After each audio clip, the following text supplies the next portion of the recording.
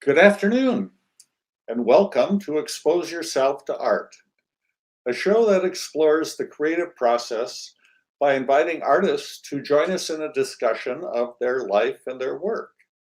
My name is David Schrader, and with me today, as always, is my co host, Linda Scheller. Come on in here, Linda. Hi, Linda.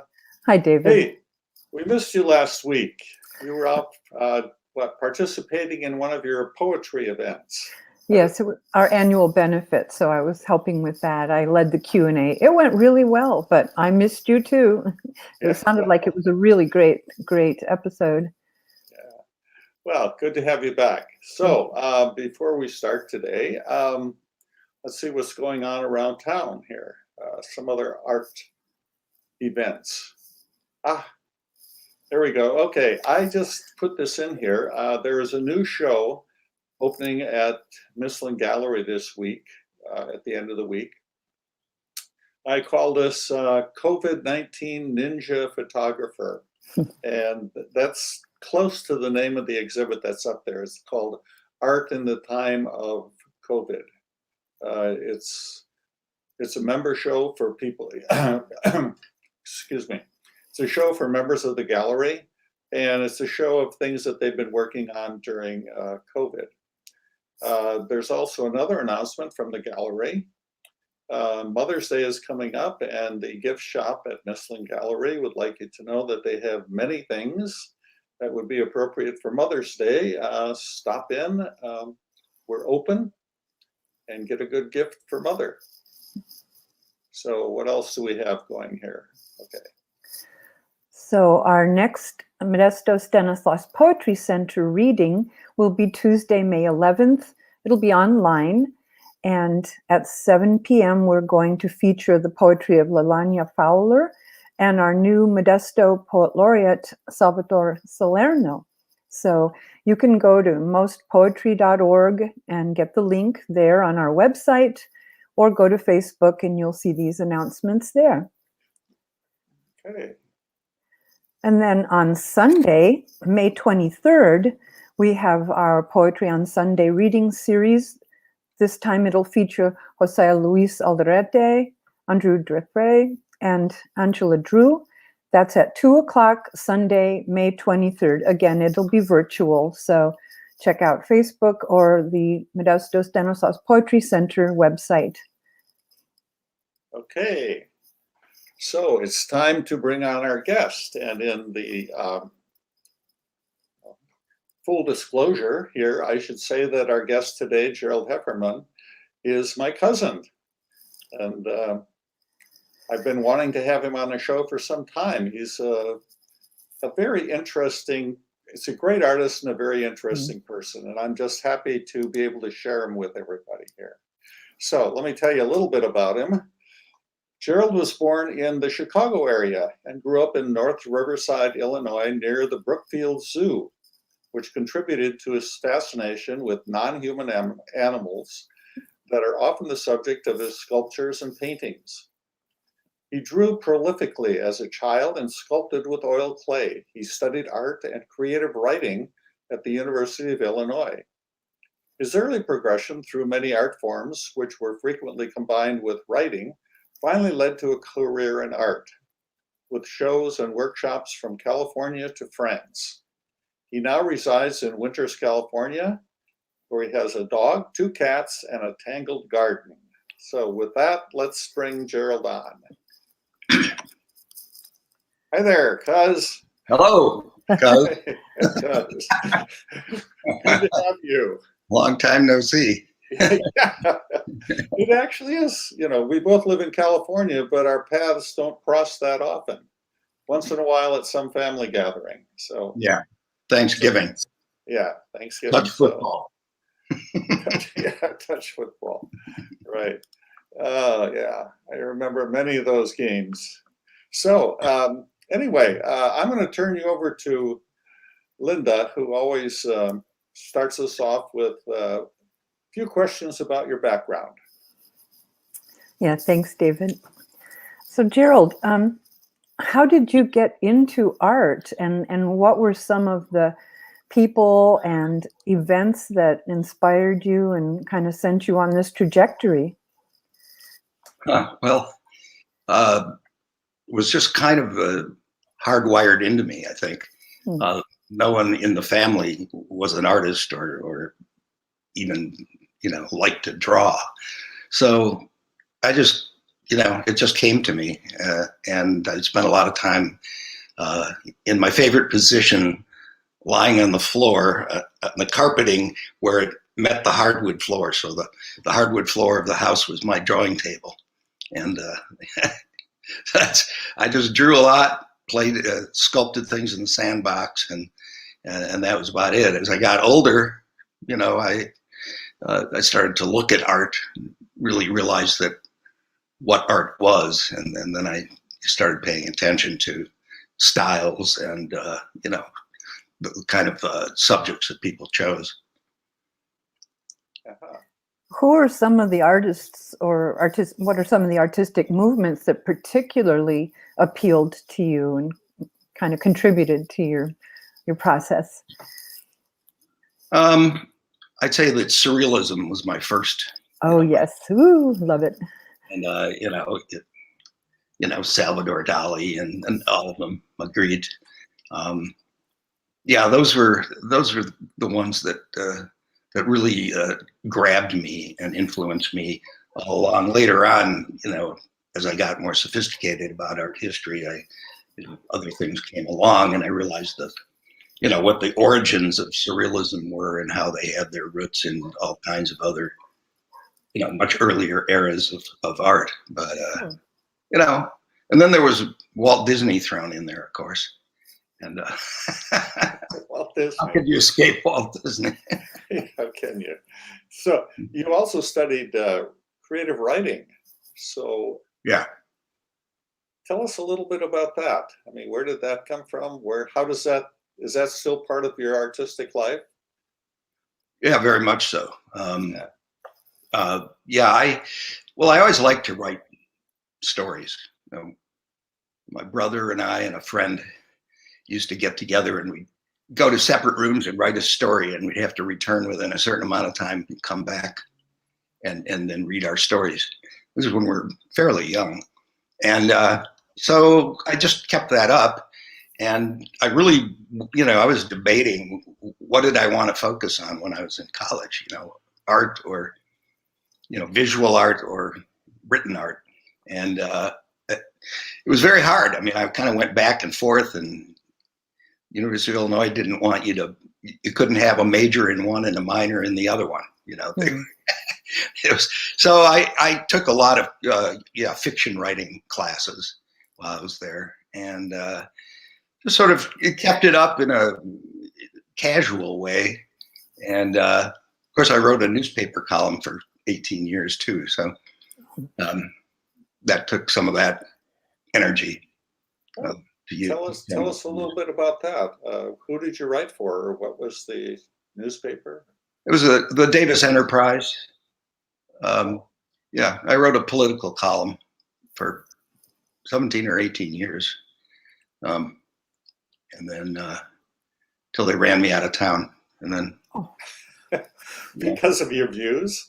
Yeah, I made all the local developers mad. So, it wasn't safe. So then I moved to Winters and retired from that.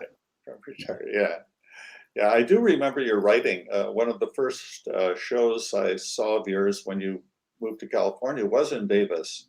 And it's where you had these, you created all these strange dogs, and they all had a story. Yeah. And I remember being as impressed with your creative writing as with the art itself. That you had a whole life, you had a whole story for all of your art creations. Yeah. That was sort of my way to stay really involved when I'm sculpting them, because there's some points when you're sculpting something where it's just, it's kind of tedious. It's not all just like everything is in inspired color, like painting, so I would tell these stories to myself about what I was sculpting. And then, And I love dogs. When I was a kid, I had dog books, and I looked at my dog book every day, every single day, and tried to, imagine how I could narrow it down to just having 5 dogs and which breeds those would be, and it kept changing. But yeah, I did this dog book, an expurgated book of dogs. Whoops. Oh yeah. Yeah. And then I also did a cat book. So, Oh my God. and yeah. Great. Well, I guess, yeah, we can, maybe it's time to go take a look at some of these. We're going to see some of the dogs and cats that you've created. And I know we'll get to them at some point, but yeah, you have a lot of things to share with us. So why don't we start out and take a look at some of the things you've created. Okay. So, Linda, can we go? There we go. Oh, okay. This is a drawing I did when I was 4 years old, and you'll see later on that my style hasn't changed much. Wow. And my skill level is probably not improved a whole lot either. But, That's an impressive skill level right there. For 4 years old, that's wonderful. Yeah, according to the date, my mother carefully saved all of my childhood drawings. I've got a box of them that, high, and dated a lot of them. So I know that was 1950. And my father would come home with these mimeograph sheets, from work, from Motorola. And because I went through so much paper, and he'd just bring me stacks of this stuff, and that's why you see all that stuff bleeding through from the other side. Okay. Yeah. So, one of my early stages, I took a kind of a turn away from that. What I did when I was 4 and what I currently do. I started working at kind of a primitive style in concrete, and made these things I called fossil creatures or fossil people. And I would then sometimes stage these excavations, like an archaeological find. I got my friend Ted, who got into this crazy outfit, and we buried this one piece and then pretended that we had found it. And he's finding a fossil suitcase. And is that one of your other creations that's in the hole with him there? Yeah, that's one of the fossil people, and then that's my dog in the front. Okay. Well, so this, he's just pulling out another thing, an article of clothing that the fossil person wore. And, wonderful. Oh, there they are. Here he's holding some of the faces, just the faces that were part of their art, I suppose. I never really explained it. It was this kind of free association, and. You see, Ted's got a tiki god. But these are your creations, obviously. Yeah, these are. I used to make these by the dozens and sell them, because you could sell them for a fairly low price. And so they're not only shaped like hotcakes, but they went like hotcakes. So you had a little bit of performance art going on here too. With your friend. And Yeah. Were these pictures ever exhibited with, with your artifacts of you're finding them? No, not really. No, Okay. This was towards the end of the time when I was doing this kind of art, and I just, it was just a whim. It was really just to amuse myself and my friends, and that was about it. Yeah.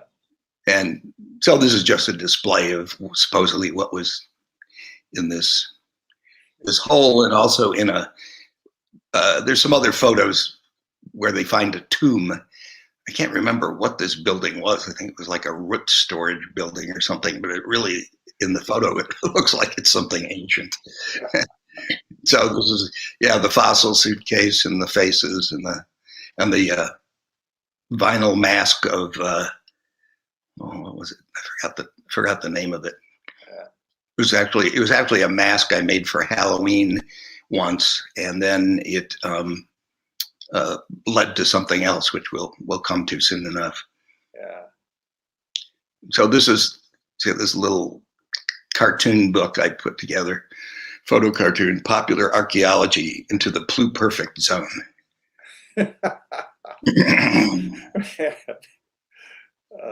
And here he is, says a fossil suitcase, and blah blah blah. And is this to be worn by the fossil person? He asks. Yes, replies Dr. G. Heff, along with the vinyl mask of bitter consequences, which we found earlier this year. But I did not expect to find the shorts of shameful mutation as well. Oh, wow. And here's Ted wearing the mask, and there's that sort of tomb-like building, but you can't really see it because it's quite small there. But anyway. Truly the life of an artist. Yeah, this brought to mind John Irving. Life is short, but art is fun. So then, that style led to actually a dance performance that I got a grant from the city of Madison to do. And this is Madison, Wisconsin, I'm talking about. And so I did these real lightweight concrete on foam stage pieces, and made the masks for the dancers. And we called it ventriloquy. And a friend of mine choreographed it, and some other friends played music. Very weird music, instruments made out of the tubes that hold golf clubs, those. Yes. So where was this performed? Was it performed in a theater somewhere? Yeah, we did 3 or 4 performances at the one of the downtown theaters that was no longer a movie theater. The Capitol Theater, maybe, or I forgot which one it was. Okay. Huh. So here we go to my photovoltaic period, and these I called one-celled animals. So they ran off of just one quite small actual photovoltaic cell, and had little DC motors in them. And there were no wheels or gears or anything. I just bent them so that when the piece that was attached to the motor spun around, it created some kind of motion, a kind of it would create an eccentric balance, like a cam almost. And so they would limp around, and I put them on this white sand, and this is the actual tracks that they made when they moved. Reminiscent of, or very similar to the racetrack in Death Valley. Yeah. Are you aware of that place? No. Oh, it's out in the desert on sand, and there's rocks. The weather and whatever make the rocks actually move, and there are tracks in the sand made by inanimate rocks. Oh, wait, I think I've heard of it. Yeah. Yeah. Like when it freezes in the winter, when the wind blows, all these sort of things cause the rocks to actually move across the sand, which looks very much like what you have going here. Yeah, it's great. So. Yeah. So, well, then I got another grant, and I made this thing I called Denizens of the Lagoon, and I wanted to make that big figure, which is probably sort of a whale-like creature. It was about 35 feet long or something like that. and is made out of vinyl that I sealed up and made into an inflatable, sculpture. With the rough side, the smooth side in, and the outside was sort of slightly fur-like, so I could color it and texture it and stuff. But anyway, I didn't have enough money from this grant to buy enough cells to make something that big move. So I would just put it in this lagoon, Tenney Park Lagoon in Madison, and then I had another figure which was sort of its baby, like sort of a larval form of it, that doesn't look anything like it, because there's sort of a metamorphosis going on here. And that thing was solar powered, and I radio controlled it from shore with the help of a friend who is better engineer than I was. And so we just have this thing move around, and we put it out and did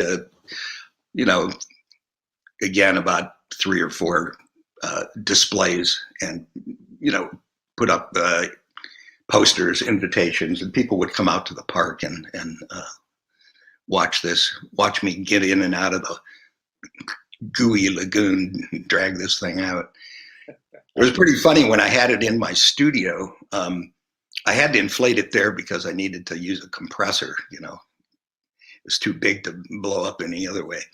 So it would blow up, but it was longer than the one dimension of my studio. So as I blew it up, it just started extruding out the front door, the front porch, and then I'd drag it out and then put it into my old Dodge van and drive it over to the park.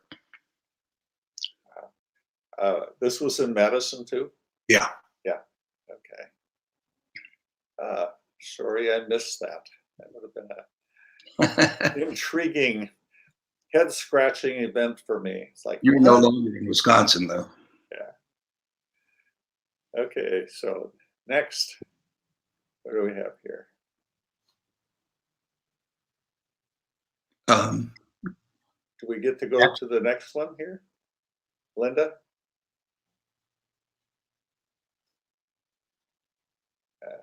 No, okay. Oh, we missed the lily pads. Where are they? Remember that they're down at the bottom. Okay, well, it doesn't really matter. Okay. Yeah. This is one that I did just for in studio use. I was trying to do a bunch of aquatic creatures, and I couldn't get them waterproofed for a long period of time. I would think I had it, and then I'd come into my studio the next day and they would have sunk to the bottom, like discovering a dead goldfish. Of course, they float, but these didn't. And so I put it's really in a dry aquarium and with a Fresnel lens in front of it to give a sort of a distortion of water. And this one traveled all around France in a weird show that somebody put together. Really? And survived. It was called Retractor. And later on, I gave it to a friend of mine. He liked it. He put it in his house, and a month later, he brought it back over to me and said, "I can't keep this in my house anymore. I'm losing too many girlfriends." And so it was too creepy. It was too creepy. Oh, there's the one. Yeah.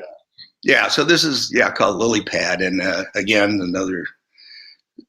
This is Wisconsin state grant. So I could buy enough cells to make a 12 volt system, power a submersible pump, and so this could just be put anywhere on water, and it would float around, and it had a nozzle, that would shoot water out from the pump. And you could make it go straight or in circles or, any direction you wanted, depending upon how you turn the nozzle. And I had ones that sprayed and ones that were, kind of fluttered and, various attachments. That one worked for a long, long time.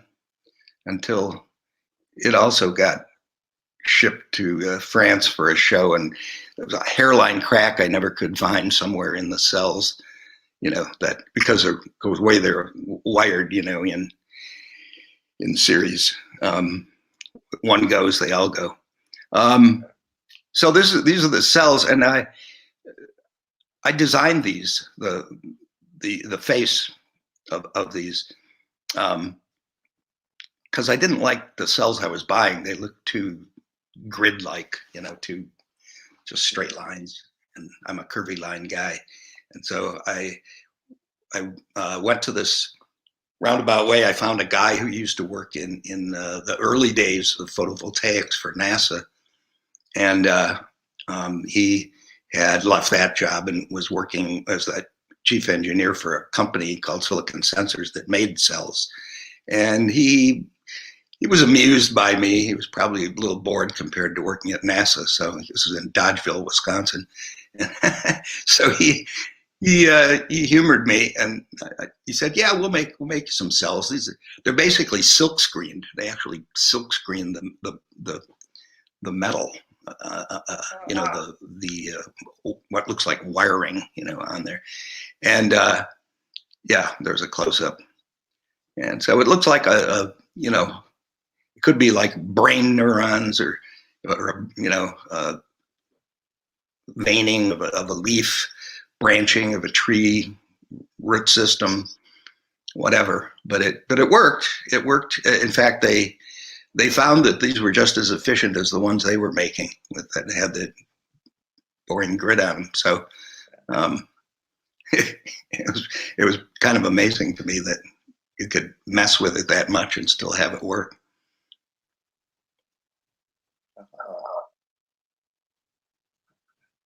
And then, so I sometimes incorporated it into my later work. This is when I started making dogs.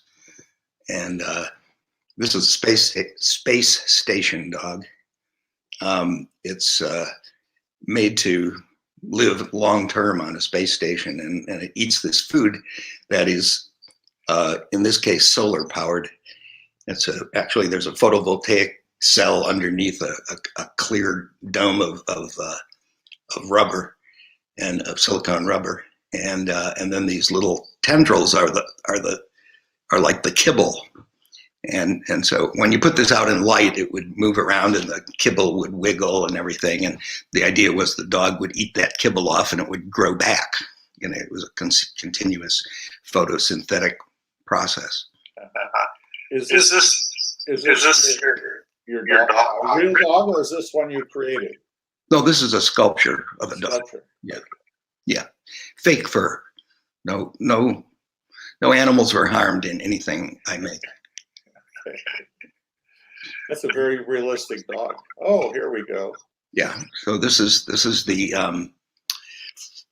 Niemeyer's flying dog, or flying collie, and I got a cheat sheet here to make sure I get these titles right because I often forget them. Yeah, and yeah, I would just take them out to locations for the dog book so that they looked like they were kind of real, and not just in a studio with a white background or something. So this is on a rock overlooking Lake Berryessa, and yeah. And this is, you had a name for this dog. I'm sorry, I was taking my earphones off. Oh, yeah. Mrs. Niemeyer's flying dog. Okay. With wings. And this is the Cubist dog, or the four-eyed sighthound. And well, this one is photographed in a sterile environment, I guess. But yeah, also called Brock the Four Eyes. And it's just one of these, I used to mess around with the eyes a lot, make dogs with two different color eyes or extra ones. But this was kind of based on a Saluki I had at the time. Same kind of body type anyway. Is there a story that went with this one, with any of these dogs? Yeah, your there's book? a story with all of them. Yeah, Yeah. yeah. But I can't remember it. I can read it to you. Yeah, well, maybe we can find one where you can read one of the stories, because I think that's Okay. your stories are as interesting as the pictures, as the creatures you've created. Well, let me see what I've got for this one. Let's see. Hold on. Well, I could read you about the previous one. Okay, Not a true flying dog. let's go back to the picture. Can we All right. get the flying dog? There he is. Okay. Yeah. And here's an illustration that I did with it. I don't know if you can see that. Uh-huh. Okay, so not a true flying dog, of which there are no substantiated reports. This breed might more accurately be named the gliding dog. The wings do allow a modest gliding descent from reasonable height, the maximum safe free fall being about 20 feet for mature dogs. Mrs. R.A. Niemeyer, the first breeder of this rare breed, this rare dog, noticed bone spurs on the scapulae of her mixed breed puppies, Abyssinian, Kaberu, Shock Dog, and Vernipater being the forebears. Those are all real dogs. I looked in these books with the weirdest dog names. And stimulation of this area with Tesla coils and Lamarckian exaggeration of the skin stretched between the olecranon, I don't even know how to pronounce it, and I wrote it, of the front legs and the ribs produced the essence of today's dog. Later crosses with the Scotch Collie dog resulted in the feathering so admired by show judges. When gliding, a forward thrust of the legs pulls the wing skin and its cartilage structure forward and down, creating a parachute effect. However, in the 1980s, many overanxious owners tried to rush their dogs into dramatic glides before they were flight mature, about 3.5 years old. In 1984, at the height of the breed's popularity, 2 champion flying dogs participating in field competition were caught in an updraft over the Atlantic and carried out to sea, where they drowned. Field trials now employ large barrier nets. And then I've got a breed description, which, whatever. This is, the illustration says, it's of a illustration from Marie Pando's book, The Flying Dogs of the Gaspé Peninsula. Wow. So if I were a patron and bought this dog, the story would come with it, I would hope. Yeah. Yeah. I would have, in the old days, a dog book would have gone with it. But, I don't have any more dog books, so I have 2 that are falling apart. The binding's gone, It's a great combination, your art and your creative writing. It's wonderful. Thanks. So. Okay. And this is the Frog Spaniel. And he's so light he can rest on a lily pad. In fact, this is my own water lily garden. But I took a photo of this and another dog called the Scarsdale begging dog, and I sent it to Natural History magazine because they had just printed an article about dogs with extra digits or other variations in their limbs. And so I said I was so-and-so, and I was traveling in Italy and I met Giuseppe somebody, and he had this dog that floated down the lake. And so anyway, I sent him these photos, black and white photos, and they printed it in their letters to the editor with no indication that they thought it was a hoax. And they even paid me for the photographs. So I to this day, I'm not sure. I mean, kind of think they knew I was pulling their leg, but I don't know for sure. Gerald, are your books still available anywhere? Now they're out of print. Yeah, they didn't get real wide distribution. They were kind of locally sold, at the gallery that handled my work, and I don't know. My old art dealer might still have a box of them, but I might have a box of them. I don't know. I'm not sure. This is a cutie. I'd like to have that dog. Yeah, I'm afraid he's long gone. Yeah. Yeah. Yeah, the two-headed mastiff, and this is a photo of it in front of the Rancho Seco, the decommissioned nuclear plant. Yeah. And so I used to take this one and the four-eyed dog out there and take photos of them, and just because I thought it was funny, the side effects of radiation, blah blah. Yeah. And so this one I turned into a poster, but when I was out there photographing them, people would drive by and honk, like, I don't know what they thought or why they thought I was there, but it's just a fun thing to do. Yeah. Did you submit this one or any of the other ones to organizations like you did with the tree frog dog? No, I didn't. But that another thing about the two-headed mastiff is a movie director bought it. I tend to sell to a lot of movie people, and he had it in his back sliding doors, just looking out at anyone who might approach. And one of his security alarm went off, and when the security guy came, he he radioed back. He said, "I'm not going in there. No way. If you saw what I saw, Okay, well, we saw this one just a little while ago. This is, well, why don't you give us his name? Yeah, there's a green dingo, and he's got a motorized tongue, so it looks like he's panting, and he's, here he's in a cornfield, well camouflaged. Yeah, there's a whole story about him and where he originated and all that.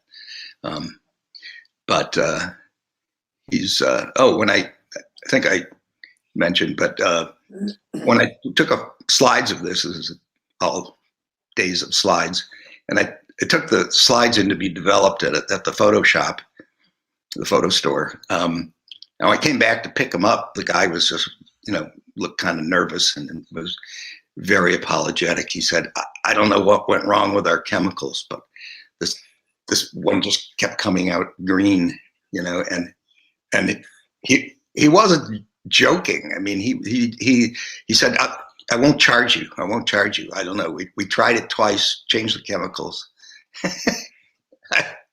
I don't know. Maybe he was better at putting me on than I was him, but I finally admitted that it was made with, green, fake fur.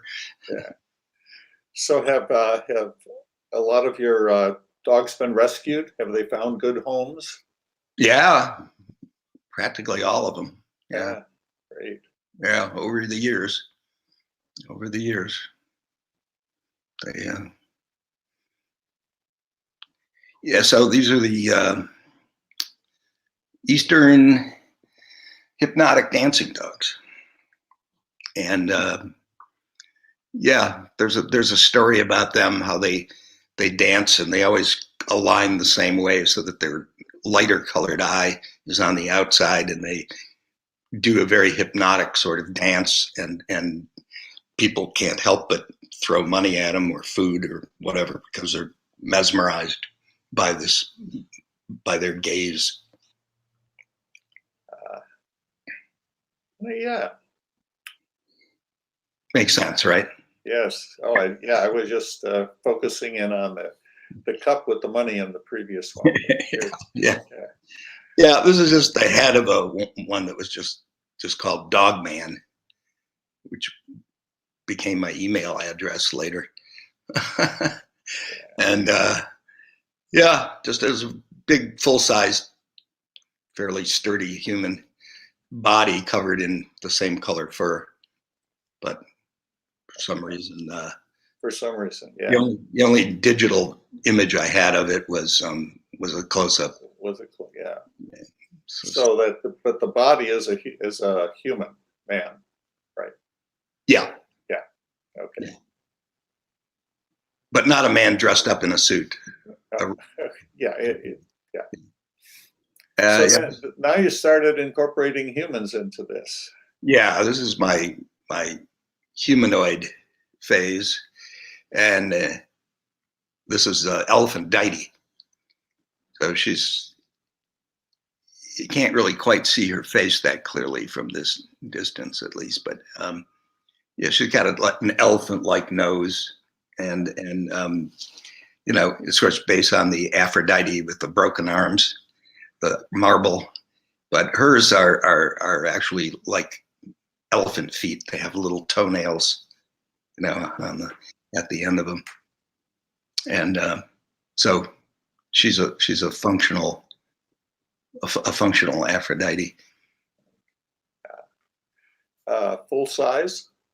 Yeah. Okay. Yeah. Yeah. It was like had to work hard to get these things to balance and stand like that. I didn't want to put them on platforms. I wanted them to look, like they were just standing on their own. So I had to put heavy weights, lead or steel or concrete in the feet so that it was super weighted. And then the upper part was very lightweight. It was polyurethane foam, which hardly weighs anything. And so for that, with that kind of balance, I was able to get them to stand up. Uh-huh. That's a angel of mercy. And you see, she's looking merciful and caring for a slightly grotesque, creepy looking little creature. Yeah. Kind of like, I think I was influenced by Eraserhead, that movie.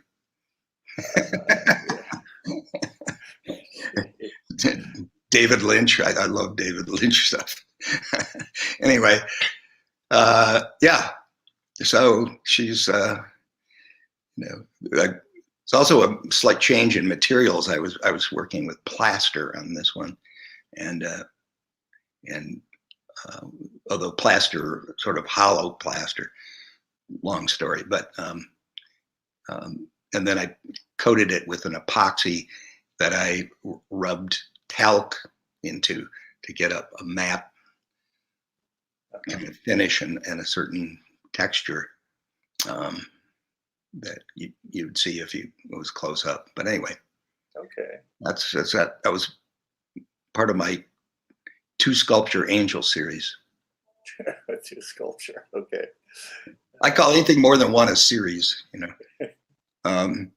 This is Angel on Wall Street, and so this is quite a big guy. He's about 6'5", and yeah, he comes down and fixes the stock market when things go bad. And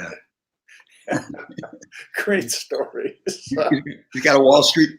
What's that? I said great stories. Thinking about an angel of Wall Street. Oh my gosh, yeah. He's got a Wall Street Journal in one hand and briefcase in the other. Briefcase in the other. Yeah. Next.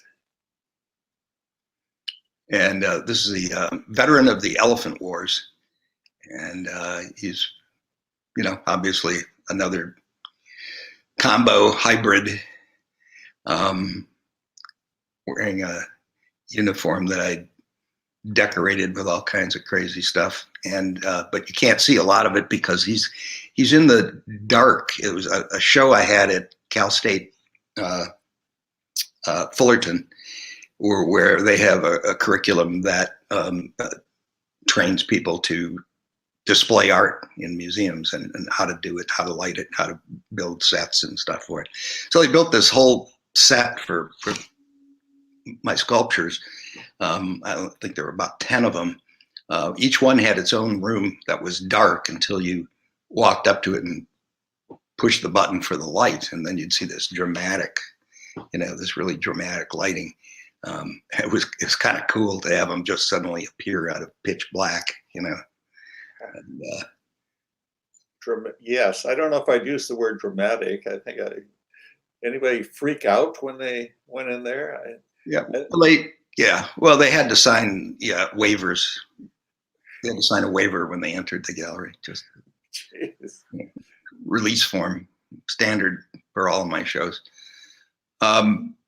This is Farm Poet, and he's a poet, and he lives on a farm. Huh. What else can Pretty you good say? story, huh? Yeah, it's a great story. Linda, you need to get this and include it in some of your poetry events. Here, I have this was at my show at the Crocker, and so let's see. I don't know what I wrote about him, but it was Farm Poet is an example of human hybridization that occurs as a random event on a family farm when incubated under favorable conditions of fecundity and interspecies familiarity. Though rare, probability favors such hybrids. The hybrid shown here, called simply Pig Boy for his first 5 years, was later christened Jack E. Fenster. Until age 9, he was educated in the public school system, but for obvious reasons did not thrive in that environment. He was thereafter homeschooled in rural Iowa near Dubuque, and by age 14 was a published writer under the name Farm Poet. His anthology, Unique the Eunuch, Sterile the Mule, won the Hyde Book Award for American Poetry. One of his most celebrated poems was Mud. It goes, this is it.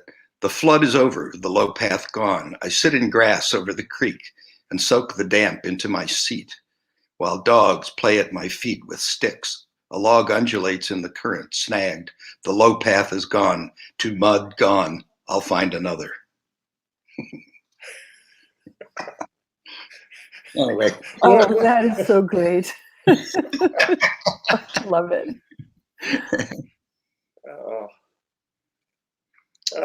Yeah, he's wearing all my old clothes, my old steel-toed boots that I used to wear in a factory job, and R. Crumb's old throwaway hat. The cartoonist who used to live in the town I live in. Okay. Oh no! Oh my gosh! And this is Queen of the Dogs. She resides at the Crocker Art Museum in Sacramento now. And her story, well, yeah, she's in this book too, but I don't want to read too many of them. We'll run out of time. So, yeah. I do have to ask though. Like you were kidding around and saying people having to sign a release to go into your shows. What are the reactions of people who walk in? I know I walk in and just go, I don't have words for this. It's like, oh my God, what is this? Yeah. Well, I tell you, the strangest reaction I got was towards the end of the opening of that show. There was a hallway, you may recall. There were sort of like 2 rooms of stuff, and then there was a hallway in between that was lined with all my work.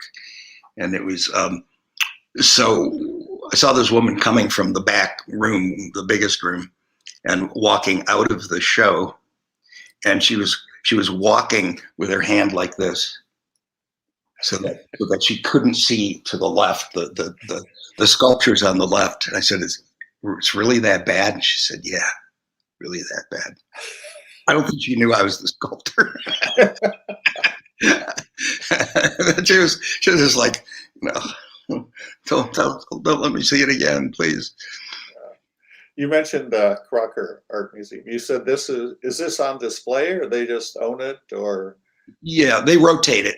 I don't think it's on. They have one that, the only one that is always there is, I did a giant robin, like about a 3 foot long, just looks like a realistic robin. But that one's like perched up high, so they never change that one out because nothing else fits up there. Oh wow! Okay. And this is White Tiger's Surprise. And so he's, for whatever reason, and doing battle with this Jack in the Box, this sort of impossible Jack in the Box that couldn't possibly fit in that box. Yeah, just having a good time, and the Jack in the Box just feeling no pain. So are they, is this in a home or? Yeah, it is. It got sort of damaged. It was in a furniture store for a while, and then it got stored, and rain got on it, and so it had to be. It couldn't be totally restored, so I'm not sure what condition it's in right now. But it might look okay. Okay. Well, the reason I ask is that these are so unusual that the people who buy them might be as unusual as the pieces of art. It almost asks that you write a book about this, like who buys this, and yeah, where do people put this in their home or in as you say, their business, something like that. Yeah, a lot of times it's people who have fairly big houses. I mean, this thing's as big as a big full-grown tiger, so it takes up a lot of room. Yeah. They tend to have, or maybe they have a second house and they can show a lot of art at one of them. Yeah, a lot of. I mean, I've seen them in people's houses, and they find nooks and crannies for them. Like I said, a lot of movie directors and stuff have bought multiple pieces from me. Could you tell the story about one of the movies? People, you don't have a picture, I don't believe, of it, but one of your works actually appeared in a movie, right? Yeah, I think that's coming up. Oh, okay. Pretty sure it's on here. Let's see. Should be in there. Okay. Shouldn't it? Well, when we get to it, you can tell us the story then. Yeah. Oh, yeah, it's on there. Yeah. Okay. Yeah, it's on the list. Yeah, this is bear decor, and it's just a big grizzly bear with a sort of a distressed upholstery body and furniture legs, and I don't know. I guess I'm sort of slightly commenting on the state of wildlife these days, where to some extent there are decor to play with, and we determine whether they become extinct or not, or whether we leave any land for them anymore, to actually live a wild life. So this is, kind of that, and it's sort of a little bit like a bear rug, and many things that you can associate with it. And this is the Louis Canz lion, spelled Kanz, and he's another tapestry fabric body and furniture legs, and this is actually I made much earlier than the bear. I mean, 15 years earlier. I did a show of lions and tigers, and actually no bears, but big cats, leopards, and things like that. And so this is great. This is that guy. Oh. And then this is the Macassar anti-lion. I named it that because there's like anti-macassars on the things.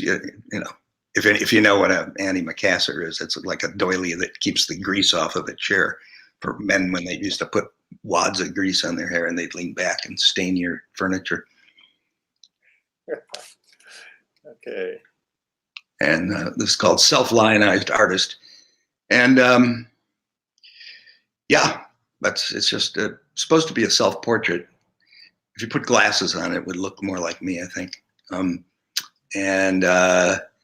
it's made out of an epoxy resin that I started working with exclusively. Other than the, not like the stuff that the Farm Poets head was made out of, which was actually Fimo. I had to make that stuff and then bake it, and it was kind of cool because it had transparency to it, but there was only so much you could do with it. So I started working with this stuff. And, so he's kind of a trophy head mounted on the first of my trophy heads. I started making trophy heads and, many, many years later. Right. Well, oh boy. Another quasi self-portrait. It's called the Sphinxter cat. And it's based on the Sphinx cat. That's a naked cat, hairless cat, and and that's that story. That's a good.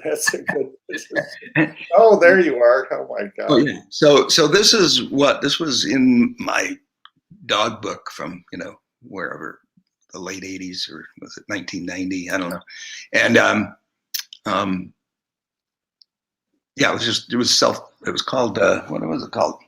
Hold on. Man-faced pointer. Yeah. And so that's another one. Again, that's the old stuff. That's the Fimo that I was using. I included, since it was a spotted dog, I left I put the birthmark on over the one eye, because I had that until I was 7 years old. I had a birthmark there. Okay. Yeah. You remember? I don't. And so this is the Crutwell dog. What happened was that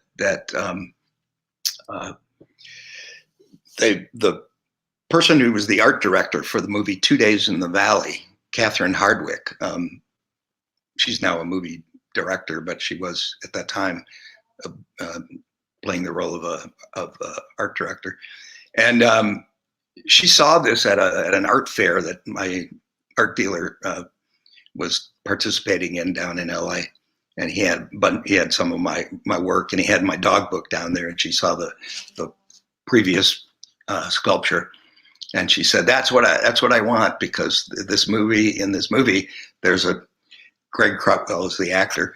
He plays an art dealer who gets involved with a mafia guy purely by accident, and he's a real irritating character. He's not a lovable character, but he's got a big house, big fancy house, and in LA, that fantastic view of everything, and so this guy was up in the bathroom.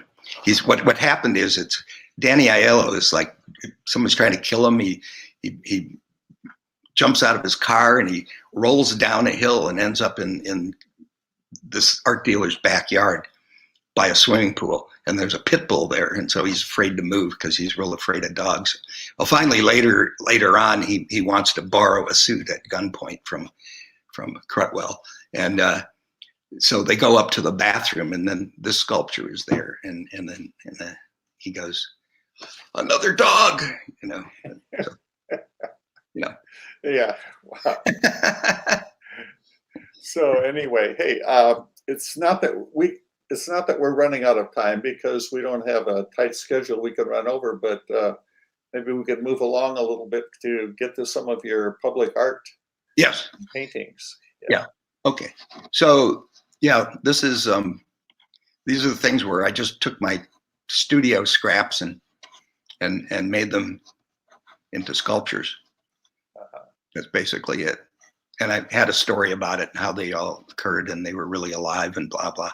And I was working in plywood, so that this is actually all plywood except for the head. It's just like one sheet of plywood. It looks three-dimensional, but it isn't. It's got a backside that's the same. So there's a 3D tail, but then that's all attached to just one flat cutout. Yeah. High concept. Then Mal de Tat. This is my cat series, and it's just a kind of a nightmarish looking cat. the Carpet Cat series. I did several Carpet Cats, so I guess it's a series.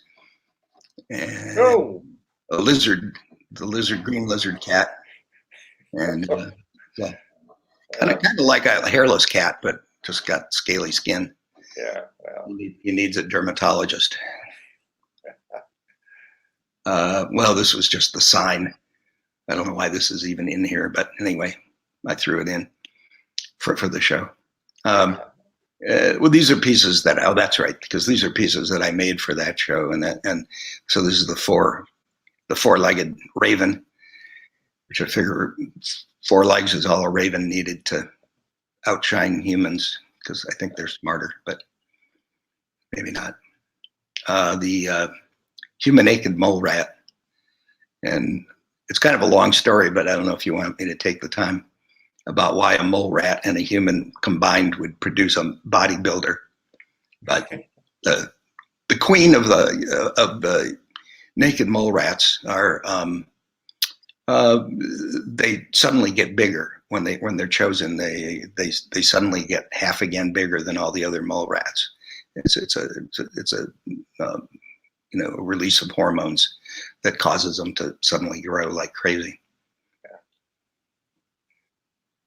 And they also sunburn a lot, so that's why they stay down in where they're breathing carbon dioxide most of the time.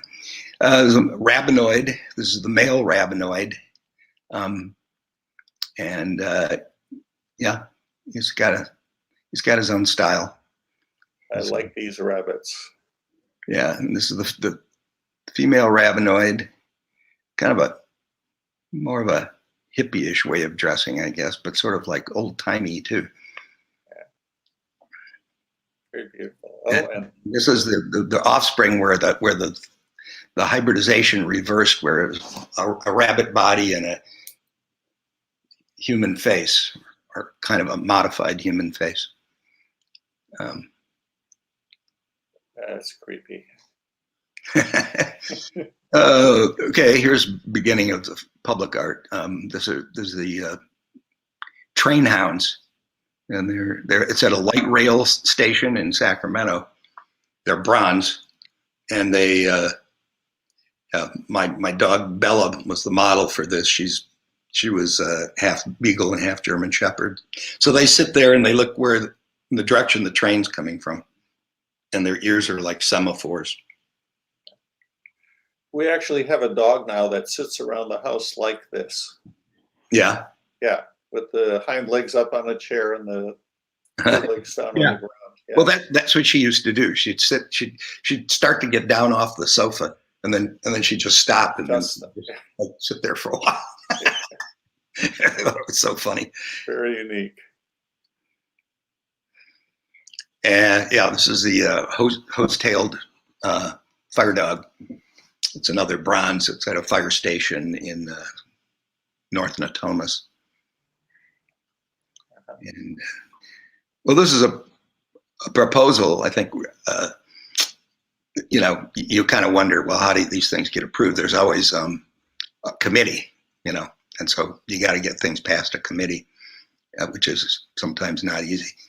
And so what I was going to do for this Pine Lake, which is next to Stern Grove, this park in San Francisco, was a lion, a bronze lion with a leash coming off of it and a bronze glove, and anybody could come up and put their hand in the glove and look like they were walking the lion.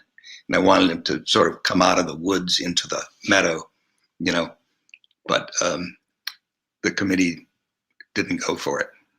Too scary. Too bad. Too scary. Yeah. So then I did that. That's Pine Lake in the background, and this is the rabinoid on a cell phone. Yeah. They kind of guided me into the rabinoid thing because they saw the sculptures that we were just looking at of rabinoids. So he's just leaning against a rock and talking, and this is the spring-tailed Dalmatian at a fire station in San Jose. And yeah, he's good at coming down the pole because he's got a spring landing. Spring landing, yes. Yeah. Shock absorber tail. Right. Yeah. great. Okay. This is called The Picnic. It's in Denver in a development that used to be the Stapleton Airport. And so here are these dogs sort of lazing about at their picnic, kind of like the Manet painting. Never can remember the name, Le Déjeuner, Les Arbres, or something like that. And I don't know if you know that painting, but anyway, there's two men and two women. Okay. The men are dressed, yes, and the women aren't. In this case, the dogs are all in the same state of grace or whatever. So, this is called Beaver Splash Dog Jump. And this is my attempt to sort of create an animated look out of things that are very stiff and still. So there's this beaver down in the water there, if you can see it down bottom left, and then the splash is made out of brushed stainless steel, and then there's this rod that's supposed to be like the trail, sort of like you would see, in a drawing of this tennis ball, and then the dog is, in the next stage, has leapt into the air and caught the ball, and then he's 12 feet up in the air, so it's a pretty good jump. I had to study photos of dogs jumping, off diving boards and stuff. This is called Bullman and Bulldog, and it's in downtown Walnut Creek. And again, bronze. Although the bull man is mostly patinated. There's a little bit of paint. The bulldog is actually painted with automotive paint. And he's just hanging out there in about a 1906 suit. Yes. I don't know why I wanted to put him in a real old-fashioned suit. And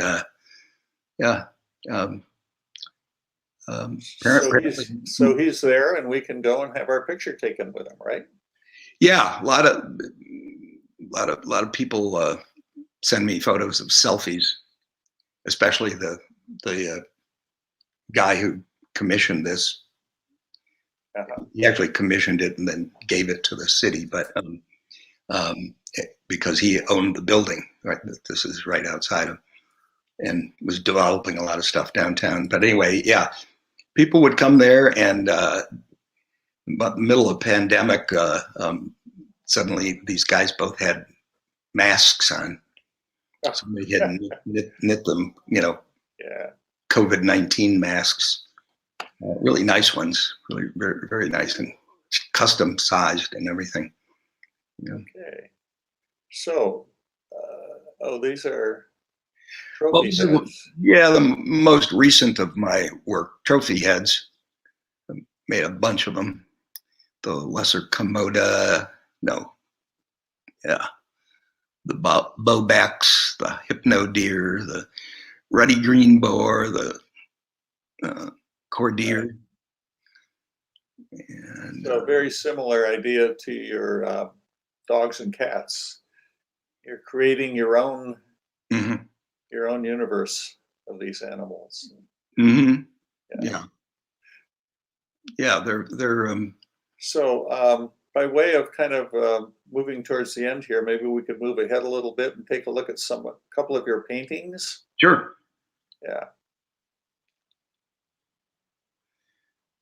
Yeah, this is the Air War Ballet, and so instead of animals, I although they're sort of somewhat zoomorphic, but I just invented these various forms of flying things that don't look like they could fly.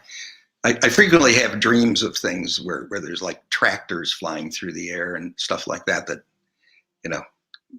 actually have no aerodynamic qualities whatsoever, and there's often like dozens of them, and so this is kind of almost a painting of a dream.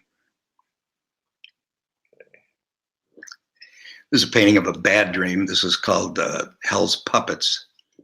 And although I never really had this dream, but yeah, all kinds of symbolism, but I don't know what it means. And except I put one person in there, but I won't say why. Okay. A few things, but I don't hate accordions. I wouldn't put accordions in hell. Well, if I was playing the accordion, yeah, It would be in hell. You'd be in hell, but Okay. and oh yeah, this is see, now I don't know the title of this because this is a photo you took, right? I took this photo of a painting of yours when I remember coming to visit you once, and you had this on your wall, and I said, "Wow, this is different." And you told me the story about going to UC Davis and seeing this large boar. Yeah. This is called Encounter in Winter or something like that, I think is the title. And what happened when I started doing a lot of pig paintings, I had been going onto campus where the oldest building on campus at the time, now destroyed, but was the pig barn.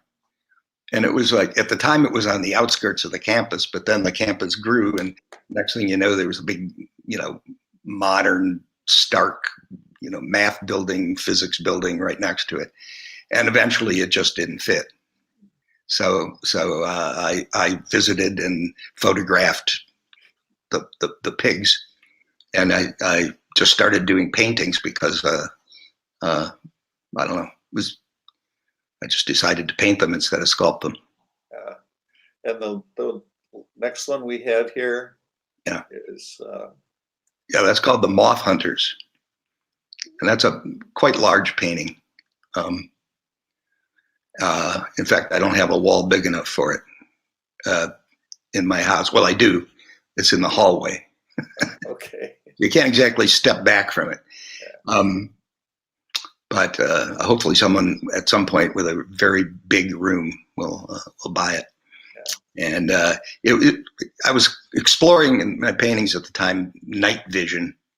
I've always been sort of interested in that, and the experiments by Edwin Land using, with a colored field and juxtaposition of color and what you see and what how you're able to see color at night when